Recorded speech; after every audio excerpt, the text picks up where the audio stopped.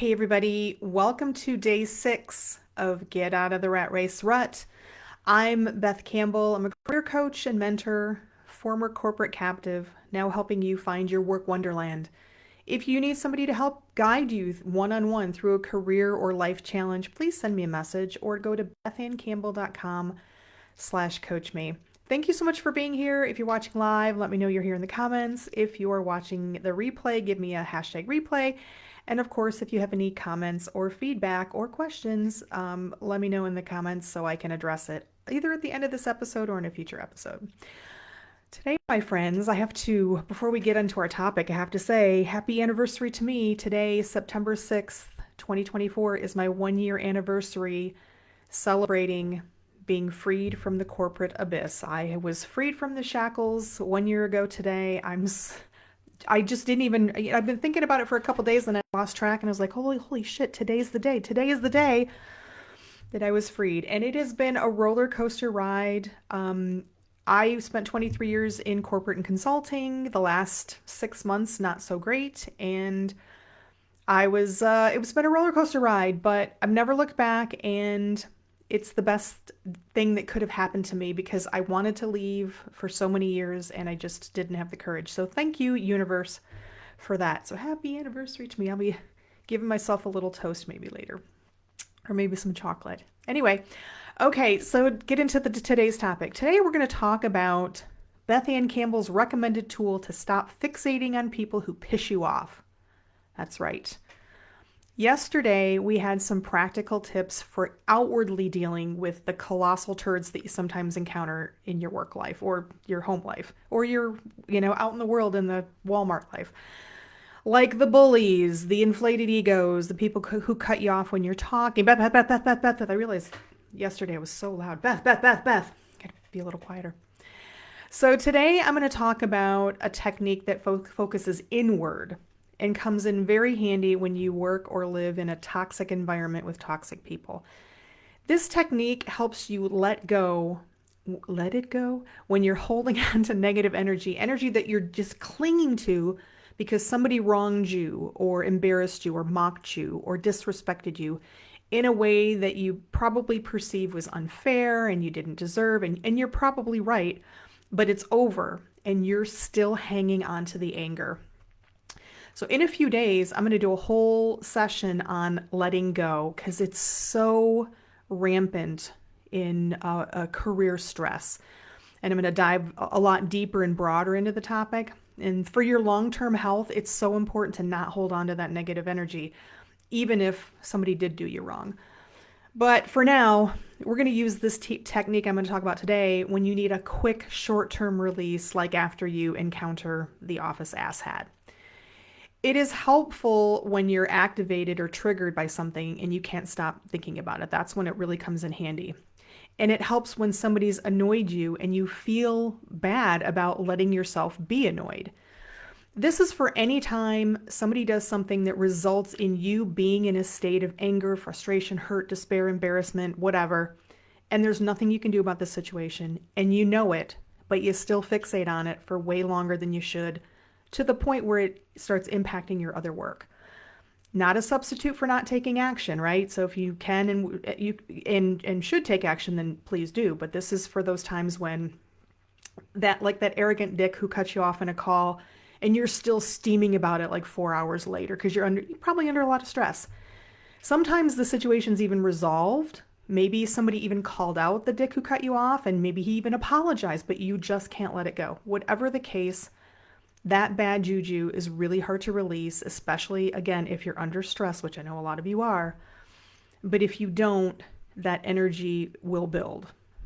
So in my example from yesterday, if the snarky senior vice president calls my struggling project the biggest loser and the albatross and embarrasses me on a 10 a.m. call, and I'm still so angry that I'm unable to concentrate on my work at 3:30, I got to set that bad juju free. So let's let it go. Let it go. So this technique I'm going to talk about is based on a tool called Active Love, and it comes from the book The Tools by Phil Stutz. And I see Corey Joe's joining us. Corey is very familiar with the Stutz and the Active Love, so she will know exactly what I'm talking about here. So it's called Active Love. It's a little variation of that, and it's from the book The Tools by Phil Stutz and Barry Michaels. Phil Stutz is a psychiatrist.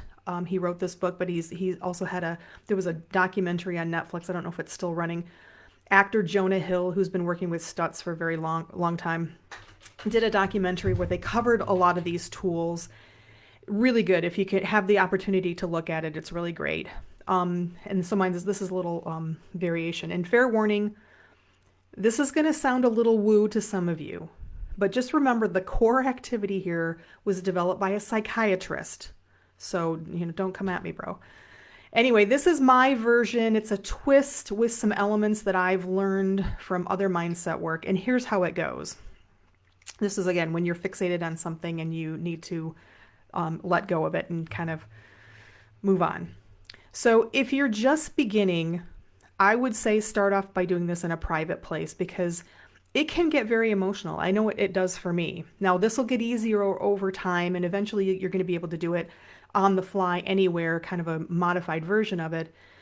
But if you're just starting, find a private place just in case you get a little, worked up. Get yourself into a calm, loving place in your mind. Surround yourself in pure, unconditional love, however you can do that. Some people imagine a beautiful, warm light.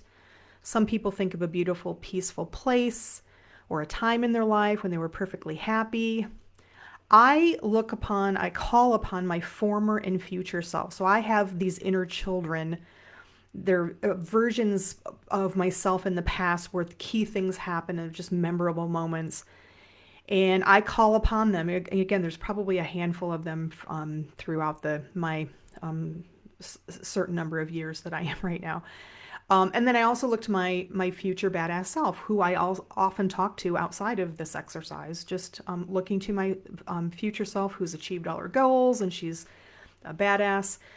Sometimes I pull in my mom who's passed away. If I really need a boost, I will channel the energy of my sisters, my friends like Miss Corey Joe, my dog, whatever I need to do to feel unconditionally loved and supported. So I just think of I just pull in that energy around me. And sometimes I play relaxing music. So you're just getting yourself into this feeling of love. Whatever love means to you, pull that in and let that love build. Take your time. Feel the energy of the love surrounding you. Now, what I do next, I imagine a stream of beautiful golden and white light. Sometimes it's kind of pinkish purple. I don't know why, but this golden light starting from my feet and kind of going through my body, through all of my chakras, into my head, and then out from the top of my head. And let's call this the golden wave. So this is like my connection to the universe. So this for you would be your connection to the universe. Imagine that wave is going out of your head and into the sky and into the atmosphere and into the universe. And it has threads, just beautiful golden light threads that can reach out to infinite people through time and through space. And just kind of imagine those threads gathering love from the people, the places, and the things that bring you joy or brought you joy in the past. Just, again, you're pulling in the love. When that love and joy are very high, pull that wave back into the top of your head and kind of into your heart. I imagine all of myself, my past and future selves and my people around me my loved ones, I kind of imagine them being absorbed into my body, into my heart, and my heart swelling with love. When that wave of love and joy is just about to make your heart burst, let it flow freely back out of your head and into the top of the head of the person who hurt you, who wronged you, who annoyed you, who frustrated you, embarrassed you, whatever. Let your infinite love flow into the head, down into their body. Yes, that's right. You're sending them love, big love, like your unconditional big love. Now imagine that you are them. You're inside their body. You feel what they feel as that love and joy comes into them. Even if they're the biggest asshole in the world, feel it from their perspective. Let your love flow like a mountain stream. Let your love flow. All right, now relax back into your body and let that stream come back to you, the golden wave, and let the calm flow through you. I can't say flow today. If it helps, and I do this a lot, say something to the person you just sent all your love to. I forgive you. I release you. Send them a compliment. For some people, I even ask them in my head, like, for forgiveness, because I take responsibility for creating negative situations within myself and hanging on to that negative energy. There's also this thing, it's a Hawaiian mantra, and I'm going to probably just completely screw up the word pronunciation, but it is ho'oponopono. Ho'oponopono, right? It's a lot of O's and a lot of P's. And this, it kind of generally means something like setting things straight. Very simply, 4 things that you say. I'm sorry. Please forgive me. Thank you, because you learned and you grew from this. I love you. So I'm sorry. Please forgive me. Thank you. I love you. Sometimes I say it to myself afterwards just because, I need it. And then if you're, pulling in selves, inner child, anything like that, thank them. Thank whatever brought you that love that has helped you with this exercise. Okay. So I know that sounds very detailed and maybe even a little crazy, but it works. If you do this enough, you'll get good at it and you'll be able to do it like instantaneously, spontaneously. It's amazing how quickly you can let go of the guy who cut you off in traffic, or, the angry lady who's bitching at you for stealing her parking lot at Walmart, whatever it is. And this is not about absolving, by the way. This is not about absolving somebody of their wrongdoing. It's not about, completely absolving of their sin. It's about you letting go of anger that you hold on to, and you release that negative situation that you helped create by holding on to that negative energy, and some other things that we'll talk about later in later episodes. And if you're thinking to yourself, I didn't create that situation, again, we've got some episodes coming up that we're going to talk about how some of it is your responsibility, even though you may not think it is. So going to get deep in the next few days. Okay, so tomorrow we're going to kind of switch gears. We're going to switch gears. Oh my God, switching. I cannot even talk today. Tomorrow we're going to switch gears and we're going to dive into like non-woo stuff. We're going to talk about performance reviews. Specifically, what does it mean if you get a bad performance review or you go on a performance improvement plan? Spoiler, it's not a good thing. Not a good thing. And not because you did anything wrong, right? Okay, we'll talk about that. All right, I'm going to the comments because I see Corey Joe Bennett. Corey Joe has put a link to Amazon, and I assume that is the tools. It is such a great book, right, Corey Joe? Corey Joe and I talk about active love all the time. I have done active love on like non-existent people. Like sometimes I'm walking the dog and there's this guy, Jason Seib. He's got a great phrase. It's called discomfort is the herald of opportunity. So if you ever hear me say that term, that's what I'm talking about. But he's a former fitness coach. He starts working. Works now with a lot of, generally women my age, about dealing with discomfort. But anyway, he calls it rumination, right? It's not exactly the definition of rumination, but where we just start, just doing shit in our minds. And I've done active love where I've gotten angry at people that don't even exist because I have just created these scenarios, which we're going to also talk about in a future episode, facts and stories. But it is a great tool. Yes, it's a great tool when driving and people are not being very nice.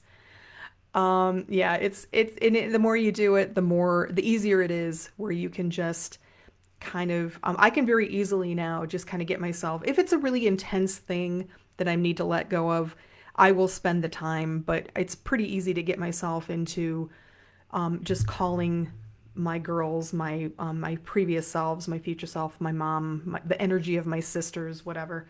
Sometimes I imagine being hugged by I've got a couple of nieces who are like really good huggers, and I just feel unconditionally loved when they hug me. So but it's very easy after you do it for quite a few times. And I know it sounds like really out there that you're sending love to somebody that you are so mad at, but it's so effective, so effective. Rumination, wormholing with fake scenarios. Exactly. All right. Don't forget to connect with me here on Facebook or LinkedIn. If you need somebody to guide you one-on-one through a career or life challenge, please send me a message or go to BethAnneCampbell.com/coach me. Thank you for joining Get Out of the Rat Race Rut. You are here because you're a badass. Don't let anybody tell you otherwise. I will see you tomorrow.